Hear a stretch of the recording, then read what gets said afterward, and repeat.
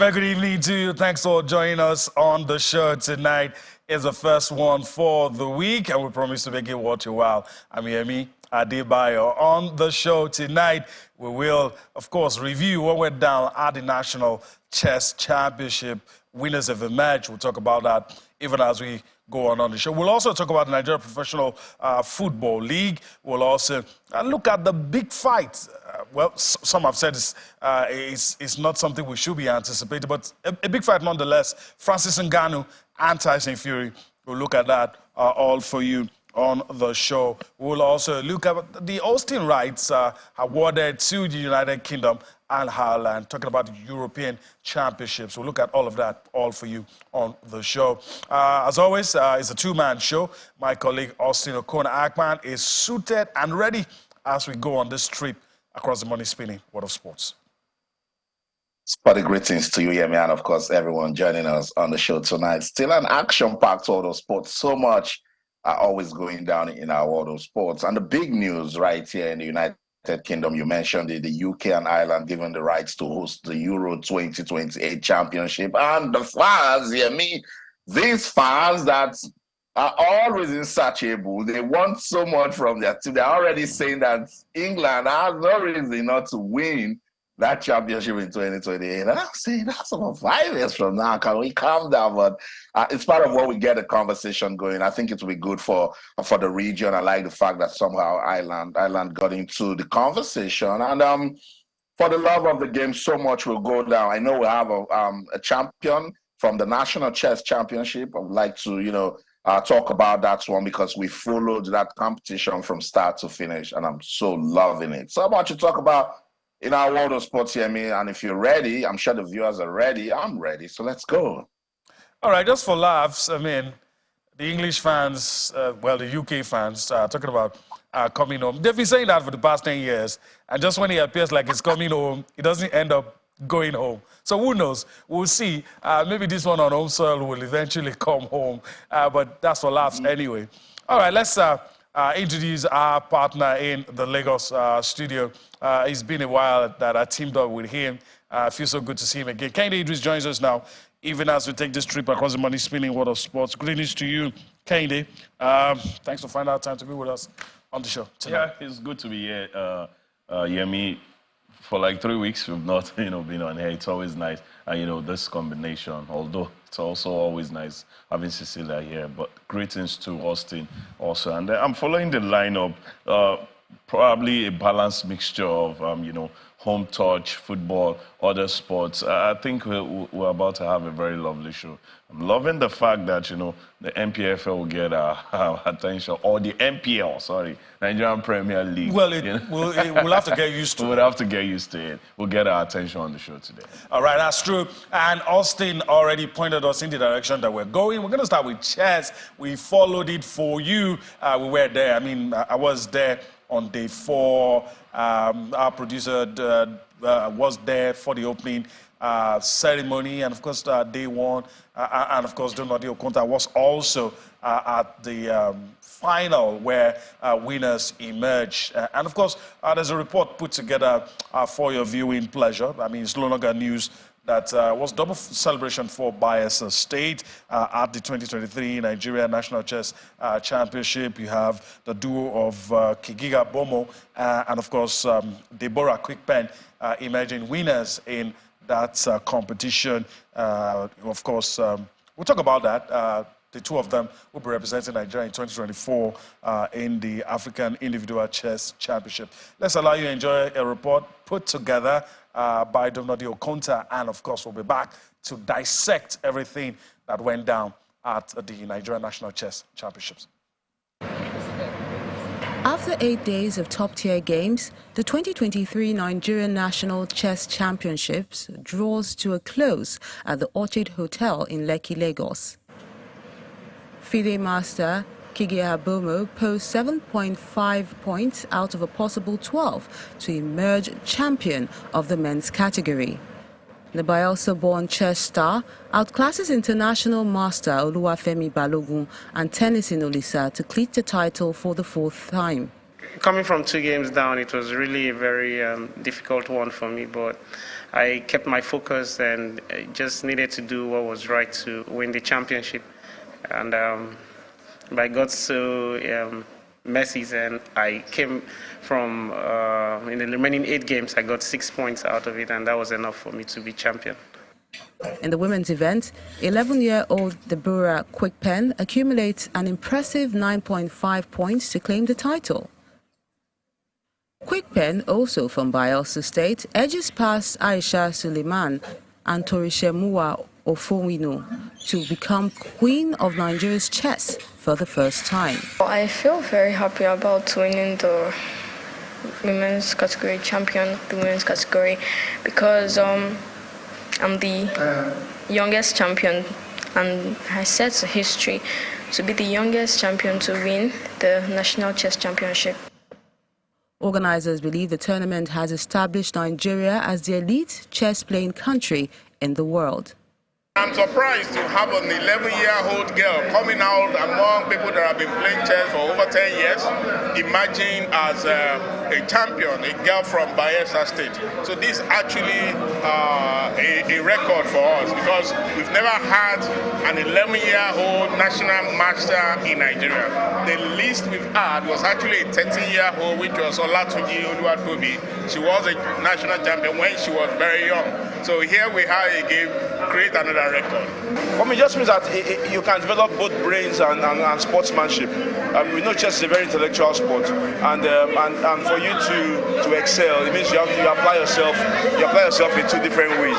And so if you can apply yourself, in those ways, then you can have an excellent produce of chess players. Bomo earns 1.5 million naira for his achievement, while Quickpen receives 1 million naira for her feat. Both players represent Nigeria at the next African Individual Chess Championships. All right, Bomo, Kigia, and of course, Deborah Quickpen. I mean, you got to write the name down somewhere, especially Deborah Quickpen, because, I mean, the world is right at our feet, as there's a lot to expect from the 11-year-old. Kende, let me come to you before I go to Austin for his take on what happened. The organization was top-notch. Yeah. And I'm not just saying that because I was able to cover one of the days. It was top-notch. The players, I mean, the way they were taken care of, the way the places they were put, and the way the information. Talking about communication, the way everything was communicated, the news in the media and everything. It was top-notch. I'm quite impressed. Yeah. And you hope that a championship like this will get more sponsors. Exactly. I think that's the next place. That's the next phase where we're going. From the phase you just mentioned, organization, that's you've done your own part. Now let the world out there see it and come be a part of it. Like it is said, anywhere around the world, but it happens more here. You need to do editions and editions, put it out there beautiful. And there is something about chess and organization. Even the smallest of their competitions, probably local government, I'm just trying to, use that. They always have proper organization. The place, the venues, the setup. Maybe it's the nature of the game. Exactly. it comes with, it has to, it has your brain and all of that. So the organizers are always top notch with that. I want to see, better showing when it comes to sponsors getting involved, doing business with this setup. And then also, talking about the championship itself, we saw, a championship that is no respecter of name. Come out there, do what you can do, and get what you can get. Trust me, chess, like Scrabble, these games have always proven that. Yes, years of experience will teach you a lot and all of that. But if you're fantastic and you can think very well, I think you'll win. And that is what Deborah just showed us. Now, like you said, put down that name, because in no time you'll be taking pictures with that young lady who is 11 now. I want to see, where she goes from here. We're speaking of what happens next to Deborah? I keep going back to the National Youth Games where a 10-year-old represented, the edition before this one, represented a state. What is happening to the 10-year-old? She's now 12, she's 13. What would happen to Deborah in another 2-3 years? That's our job, really. We need to find out what's happening. Exactly. Let me go to Austin. It's worthy of note that Channels Television is one of the partners. And of course, I mean, all hands are on deck to ensure that what you're seeing on your screen turned out the way it is. And of course, we can share in the glory for whatever was achieved in the chess championship. But also, worthy of note is the fact that, I mean, it was very competitive. I completely agree with you, Yemi, that this competition was competitive. I like the organization. I love the fact that Channels Television got involved in everything that went down. And of course, we saw world-class chess in action, you know, and this is what we're talking about, that when more private bodies come, you know, into the development of sports in Nigeria, we will see the benefits, you know. And let's first commend the Nigeria Chess Federation. They gave it to the Orchid Lekki Chess Club. This is a reputable chess club in Nigeria, and they said, take charge of this, be part of the organization. We will just, you know, regulate it as best as we can, and that's why we're seeing what we saw at the chess championship. That's one. Two, let's commend Bayelsa State. Once again, Bayelsa State found a way to get into the conversation. You know, double wins, Bomo, and of course, Deborah Quick Pen. Now, from Quick Pen, let's just not talk about it like she's 11. Let's talk about it like we must keep it going. If people are following what we do at Channel Sports, then you won't be new to Deborah, because I covered Deborah at the 2019 National Sports Festival in Abuja. Then she was just 7, and she was the star of the moment. I can still remember vividly how she walked into package B of the National Stadium in Abuja, and I ran up to her and I said, everyone is talking about you. You're just 7 and competing at the National Sports Festival. And she struggled to have an interview with me, and then she said, but sir, I'm not happy. I said, why? We're all talking about you. She said, they are saying I'm the youngest person to compete. Why are they not saying that I'm here to win it? Because I want to win. And that touched me, because that mentality was awesome. 4 years after, she is a national chess championship winner. So you see, everything is in the mind. You know, she spoke it into existence. She's not just the youngest national champion. Now she will represent Nigeria at the next African Individual Chess Championship, which is fantastic for the country. You know, and this is Deborah that I've been talking about since 2019, now giving us more reasons to talk about her in 2023. Progression. We must help her as a country. You know, Bayelsa State must support her. Our parents must be there for her. The Chess Federation must support her. The media. We must make sure that she keeps growing and motivate younger persons to come into the sport. We have the same story with gymnastics. Stephanie Onusirika. Stephanie is just 13, but we started talking about Stephanie when she was, I think, six or 7. You see, you could tell that these talents are out there. We must have programs to keep these talents going, to, you know, sharpen their skills, playing competitions, properly organized competitions, you know, because if this competition wasn't organized properly, if the Chess Federation and the Orchid Lekki Chess Club didn't find ways to seek partnership with Channels Television, probably it would just be one competition that people just talk about. They won't see it on TV. We won't be talking about Deborah Quick Pen. So that's what we're talking about. Each time I come here to say, this thing is 360 degrees branding, and we mustn't stop, because at the end of the day, development should be the core of anything sports in Nigeria, Yemi. Yeah, that's true. All right. So we move on from there. Let me allow you to do the honors. We're getting used to calling it just a Nigeria Professional League. We're trying to get used to that as we move on. Match day 2. I don't know if anything caught your fancy, but for most of us, the fact that it is back and we're seeing the games, the hype is real.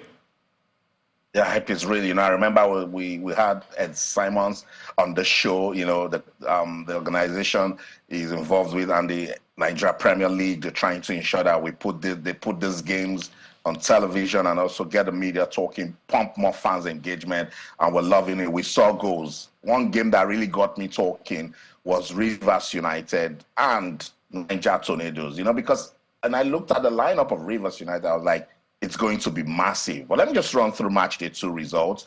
Doma United 2, Bayelsa United 0. Doma still getting us talking because Bayelsa United started big, scoring goals against Aqua United. I was expecting them to sustain the momentum against Doma. That didn't happen. Pendel Insurance, had to keep it going. I think they won this fixture also during their bridge season, went to Ibadan, played 2-2, so they are doing it good over Shooting Stars of Ibadan. Shooting Stars must find a way to, bounce back. Kano Pillars won, Katsina United 0. That was a good game for television. That was a good one for the development of the MPL because the fans came out. People got talking on a day when we had big games in the English Premier League, on a day where there was so much going on in the world of sports. Fans could still come out to the Sani Abacha Stadium and show some love to Pillars. I love it so much. Gombe United 2, Eimba 0. We see these sort of results in the league and we wonder what's really going on, but that's the joy of the Nigeria Premier League. Globe Stars defeated Sunshine Stars 3-2, and if you see that result, you will know that, of course, it rained stars during that one. So match day 2, more results. Kwara United 1, Abia Warriors 0. Niger Tornadoes, I mentioned, shocking result for me, beating Rivers United by a single goal. Remo Stars 2, Rangers Internationals 1. This was the game I was looking forward to. We said it that Remo Stars needed to do, more than what they talked about last season, and I see that they really want to go all the way this season. Aqua United failed to produce a win at the Gospel Akpabio Stadium in Uyo. They played goalless with Sporting Lagos. Sporting Lagos now still unbeaten in 2 matches. Aqua United looking for their first win of the season after 2 games played. 2 United defeated Heartland by a single goal. So, for me, I told you what I said last week. It was Cecilia I told that I don't talk much about the MPFL, the Nigerian Premier League, until when we get to about match day 10. And then we start seeing some coloration, some teams start showing us that they want to go all the way. But that's for me. Kehinde Idris, what's it for you after match day 2? I think starting with the pride of Lagos right now, Sporting Lagos, probably the quote-unquote the pattern of the NPL or the NPFL, whichever way you want to call it, how comfortable you are. Tidy up your home and then, scrabble for results, away. We saw the match they won. Lobby Stars are sitting second on the table. They went to Atlant, got a 2-2 draw. For Sporting Lagos, went to Uyo, played out a 0-0 against Aqua United. And that puts both teams, right there, first and second. So that tells you just must find a way to handle your home well, not doing shenanigans, but, playing right football and then getting results away. For Pendel Insurance, I think is one team that is getting me, talking again and getting all of my attention because of all the teams that are involved in continental assignment. Look at where Pendel Insurance are seated right now, 3rd on the table. That tells you this team probably we should start, honoring them way better than we are already doing. Because experience-wise, they are not as experienced as, the Rivers, the, Imba and all of that. They got back, played 1 game, and they are where they are right now. Then also, Remo Stars. I think this is the time Remo Stars would prove to everybody that they are here to stay amongst the big boys. 1st, 2nd, 3rd, 4th, whichever of the, places, because I see a team that wants to return to the continent. And then, all other big teams, I want to see the competition. This is not an abridged season. I want to see big teams, rise up to the occasion. The Eyimbas, Rivers, Aqua, Kano Pillars. But, like Yemi said in his opening of this, topic, we are happy that the NPL is back, and we are happy to be watching. And also, shenanigans. We've not heard, those stories that accompany it. But Austin will be quick to say, let's wait till match day 10, 15, 18. But I'm happy match day 2 is beautiful. All right. Interesting times ahead. We'll take a look at some matches later on. So two feature matches we'll talk about them. We'll also take a look at the table. It's just match day 2 results and table. Some people will say it doesn't really matter, but let's begin to see where the teams start, where they stand at this moment. We need to go on a break right about now, and when we return from that break, still so much for you on Sports Tonight.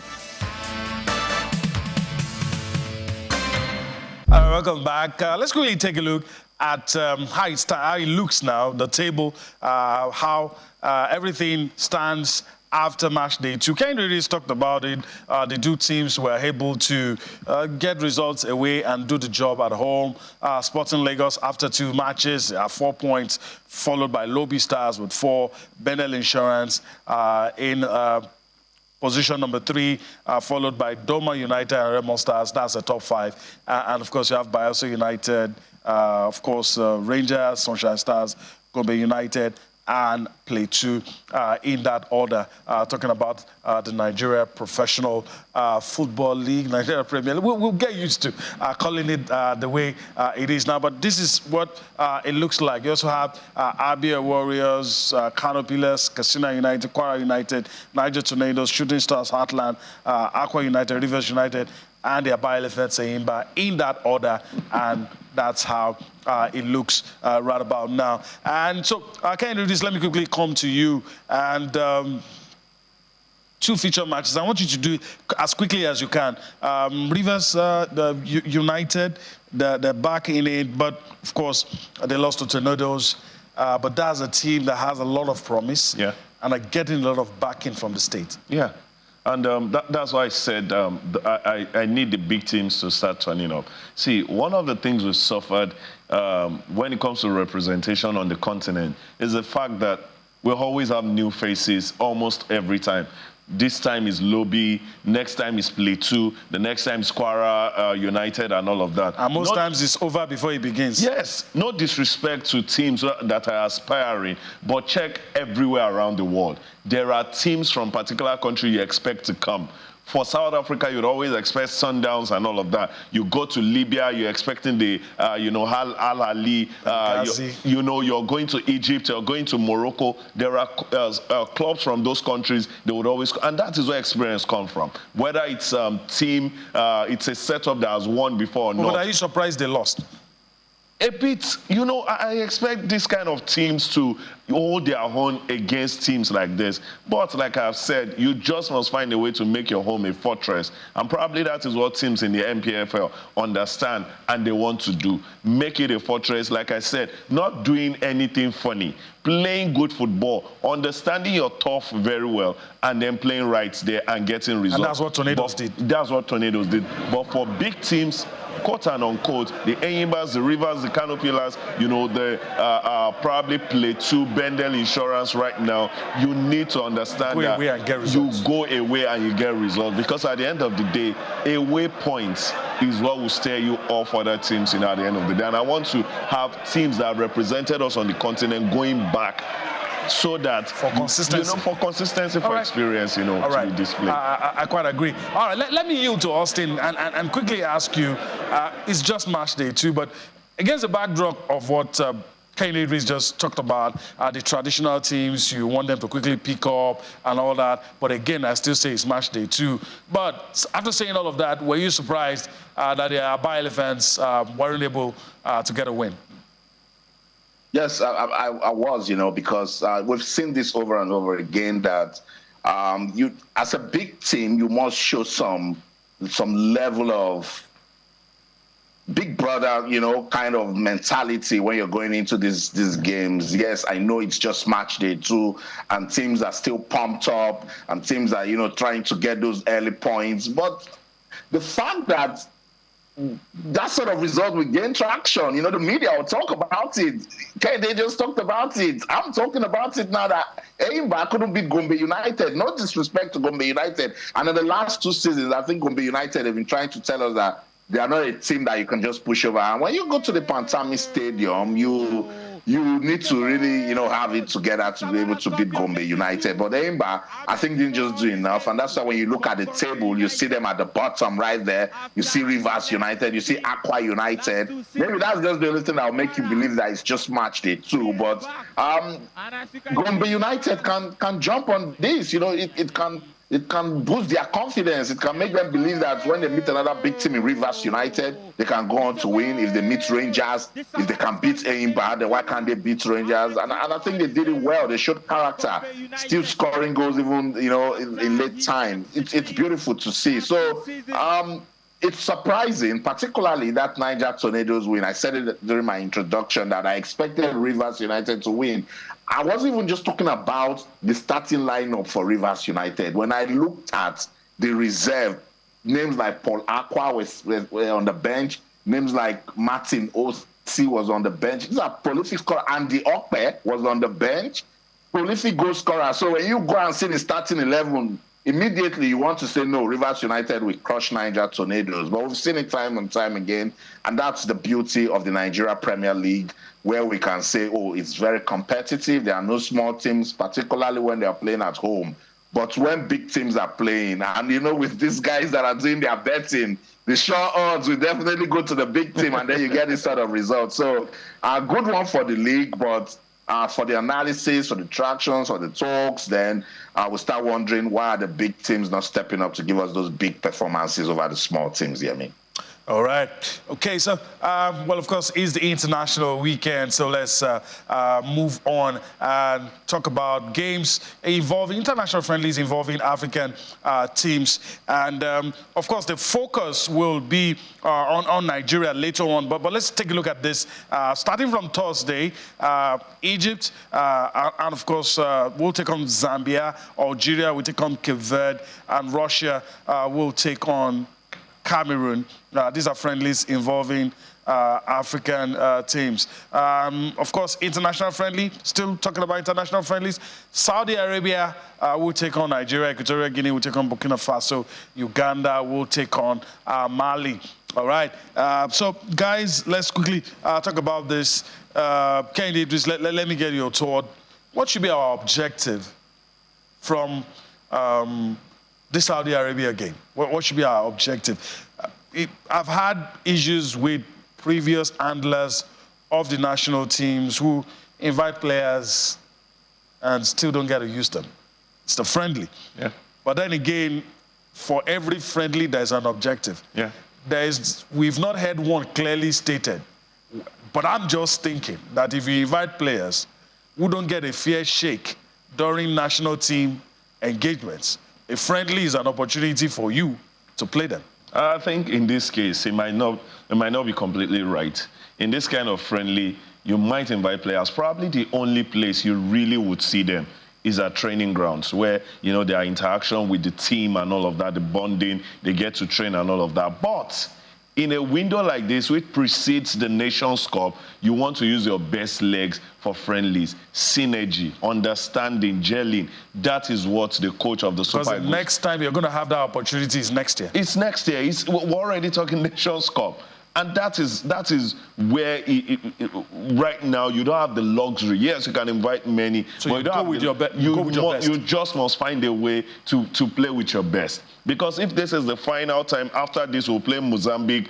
After those two, you're already talking about players going back to their club side, playing whichever style that their coaches play in their club side, coming back to now play the Nations Cup. I think these are games where you need to use those players that you feel these are your best 11. Losing Olaino is one of the worry, because Olaino, one way or the other, would make a first team in Nigeria, in my own opinion.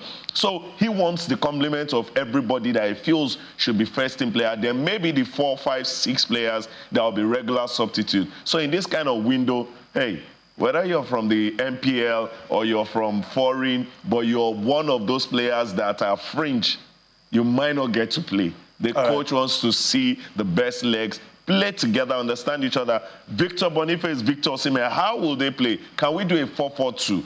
How will Chukwueze, play with this player? The back line, the 5 and 6, talking about the, central backs, the full backs, how do they help attack? These are things he wants to see. Goalkeeping position, these 3 goalkeepers, I don't know how he's going to handle them, but he must get the best goalkeeper of these 3 this time. And I'm not allowed to give my opinion, but if I'm allowed to talk about Ola, will surely make the squad. I don't know about starting. But I think so. Will definitely make the squad because of the utility. He's a fantastic player. Utility. Yeah. As to starting, if it was my team, that's another case. but let me hear also. I mean, Kane Idris has given us an interesting angle to it, especially because of how near the Nations Cup is. But do you still think that players who don't normally get a fair shake should use this opportunity, or you have to start thinking of the Nations Cup right about now? Well, I mean, that's life generally. When you have a chance, you take it, So if Coach Jose Pizarro should give one of the new invitees a chance to play, and he does absolutely well, then that player will be going to the AFCON. It's as simple as that, So, but I'm not expecting him to use this game to experiment, and my reasons are very straightforward. He's been experimenting, and because we haven't forgotten that promise that he made when he was appointed. Have you guys forgotten? He said Nigeria will win the next AFCON, So we want to start seeing those signs now, particularly with these friendly matches.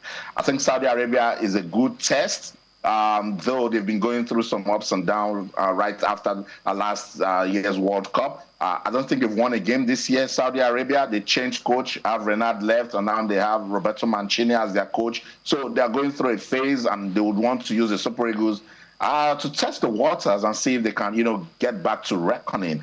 That said, I would like to see what Coach Jose Pizarro will do against Sao Tome and Principe. He tried the 4-4-2.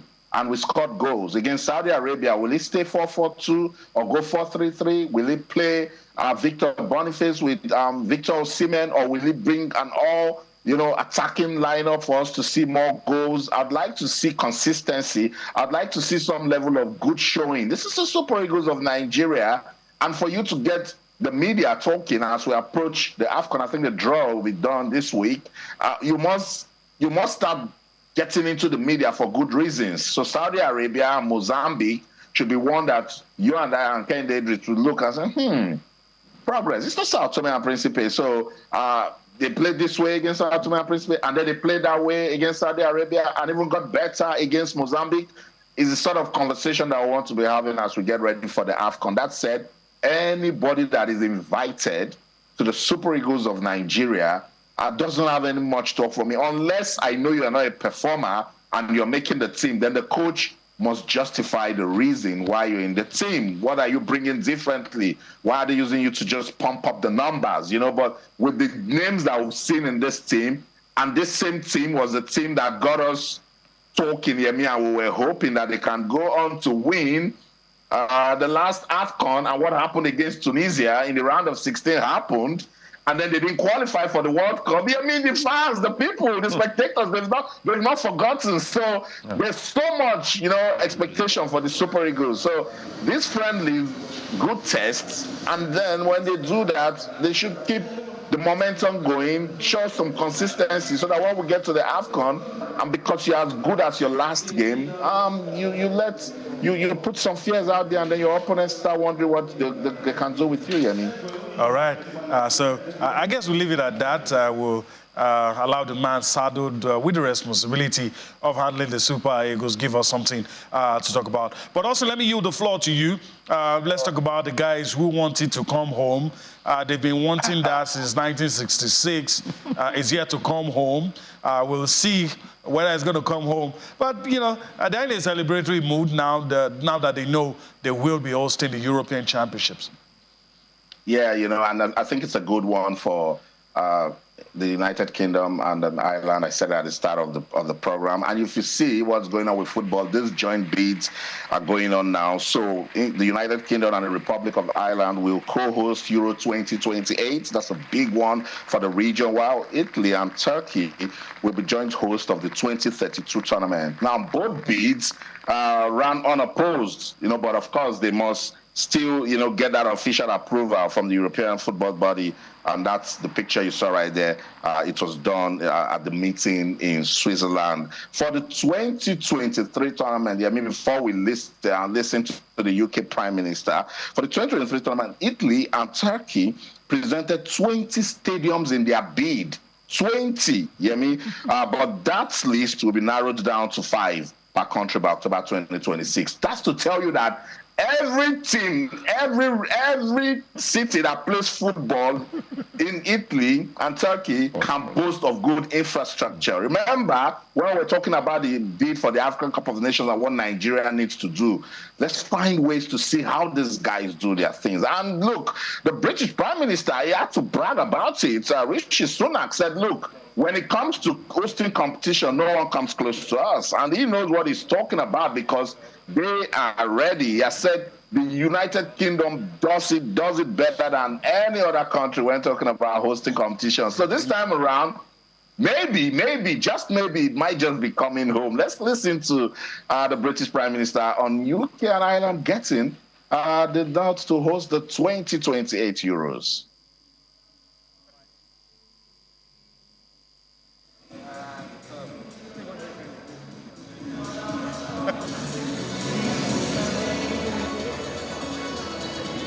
I was positive having everyone there, stadiums last time. We think we've seen off all the competition, so hopefully it's just a formality at this point. And it's dropped down rather than be beat. The wide patch, Wales, down because when actually that bit of wide patch kind of runs up a great 8 in Stokesay. There's a villages where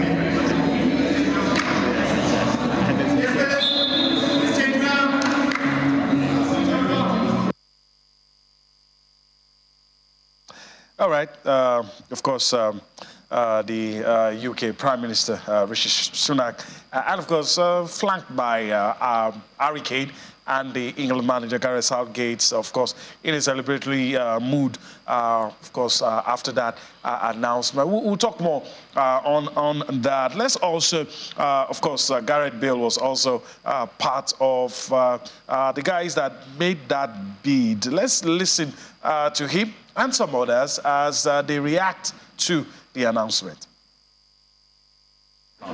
So we took nothing for granted, absolutely nothing for granted. So even coming out after our presentation and the Exco went in to deliberate, there's still that moment where you want to know. So it takes absolutely nothing away because we never thought it was a formality, and the feeling is just great. The fact that we all have a really unified view that we want to leave something behind. I think the fact that it's all home nations island, I think that will be it's quite groundbreaking actually, and the way we've worked together on this right from the very get-go. There's so many things that you might think might divide, but actually it's really unified, and I think that'll be something that we all feel very proud of.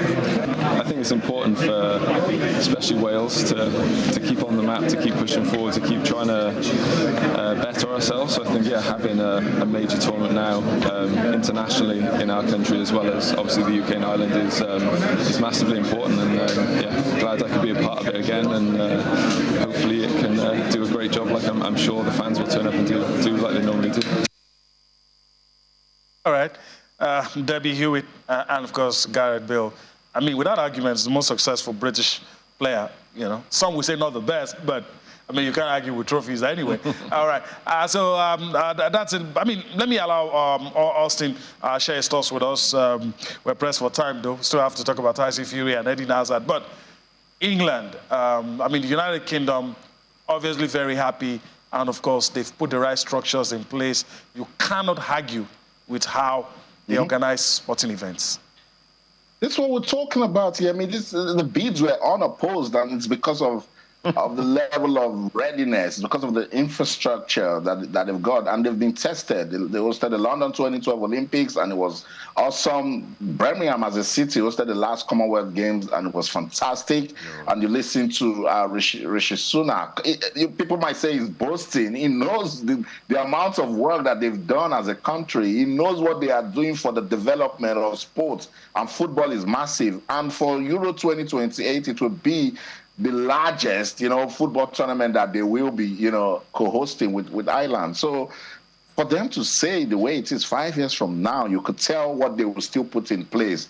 And as Gareth Bale said, and I totally agree with him, it will promote football in Wales, and the region will benefit from it immensely. So fantastic. And each time I have this sort of conversation, it's not to say that we're not doing what we can do enough in Africa, but we need to do more. We need to. There's nothing wrong with looking at a successful model and see ways that you can, replicate what they can do. And you can see the successes that they've recorded in England with football is indicative of the things that they've done, of the hard work that they've put in place for the development of football. So that's what we should be doing in Africa, All right, that's it. Well, Austin, the floor is yours. Eden Hazard, I've been trying to scratch my head at 32, just calling it quits. I don't know. I think it's something that has to do with the mind. Yeah. Good footballer he was, but everything went downhill the moment he went to Real Madrid. Sometimes, life will just happen, and everything you've got can just be gone in an instant. I don't know how to say this. I got emotional when I heard about his retirement. This is mental health at play, and that's why I was saying we should be careful what we say to our sporting personalities, because they're also humans. They go through a lot, so much. The moment he got to Real Madrid and his performance dropped, everyone started, there were too much expectations. The criticisms were just too much. This guy couldn't focus. This is a fantastic player. We saw what he did at Chelsea, but with football these days, not just football, sports, the way we push our sports persons and make them start acting like they are robots, or they cannot make mistakes. That's part of why Hazard is calling it quits. There's nothing anybody would tell me.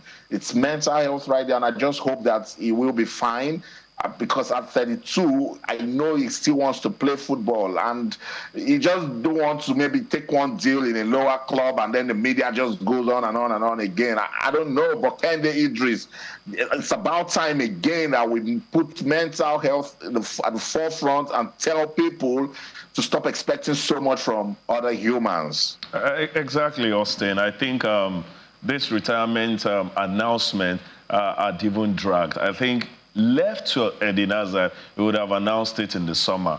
Since the season ended, there's been talks of some in-house had said he wants to call quit his footballing career, but stories also emanated he wants to take up one of those smaller clubs in England, or probably go back to France in Lille and all of that.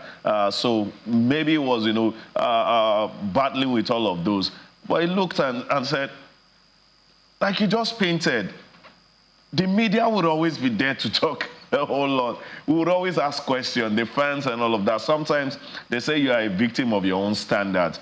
And Hazard took us to another level when it comes to, the kind of player he is. So we wanted more. Moving from Chelsea to Real Madrid is like, you're going to a better team and you should show, have a better showing. That didn't happen. He struggled all through. And now I feel the man just said, why not? Because in his notes on Twitter, he said, now it's time to, to spend time with my loved ones. I think that is where he hinged it. Let me just leave all of this, the paparazzi, the stories, the media. Let me just go back home and stay with my loved ones. And like you said, it's actually very touching. Is somebody, maybe I would say because of the teams he had played for, not so much of his fan, but have huge respect for him. Yeah.